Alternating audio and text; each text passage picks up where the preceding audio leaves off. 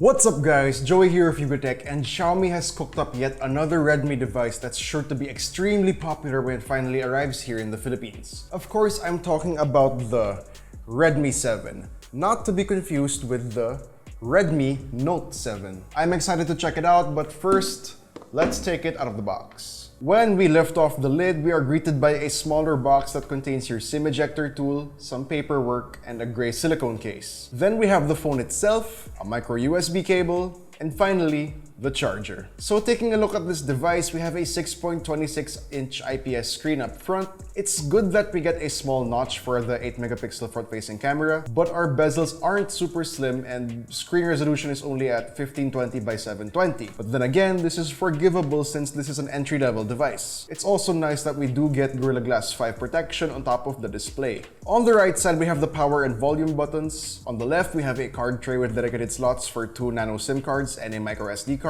At the bottom, we have a micro USB port flanked by a loudspeaker and microphone. And up top, we have the headphone jack, which some users might not like the placement here on top. At the back, our finish is glossy plastic, which I don't mind. Here we have the 12+2 megapixel dual rear cameras, LED flash, and rear-mounted fingerprint scanner. It's very simple, nothing flashy, and since this is an entry-level device, this is at least what we can expect. Overall, the device has a no-frills feeling to it. It gives you everything you need. I will say though, it doesn't have the greatest feel in the hands because it's kind of thick and bulky. Now taking a look at our internal specs, we have a Snapdragon 632, which is a fairly new chipset.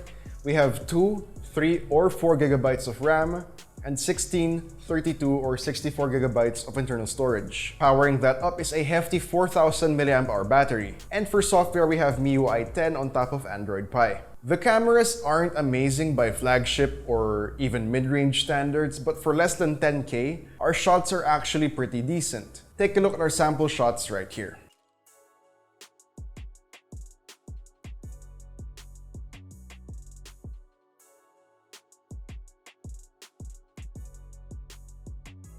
So with its specs and position in the market, the Redmi 7 is looking to be a competitor to the Honor 8C. So be sure to stay tuned for our upcoming comparison review. The Redmi 7 doesn't have pricing and availability in the Philippines just yet, but in China, it starts at 699 yuan or around 5,500 pesos. The rest of the prices are here on screen. So that's it for this video, guys. What do you think about the Redmi Note 7? Is this affordable phone gonna be your next daily driver? Well, let me know in the comments down below. And if you enjoyed this video, please do drop a like, subscribe to our channel for more content, hit that bell icon so you don't miss any future uploads, and be sure to visit YugaTech.com for the latest tech news and reviews.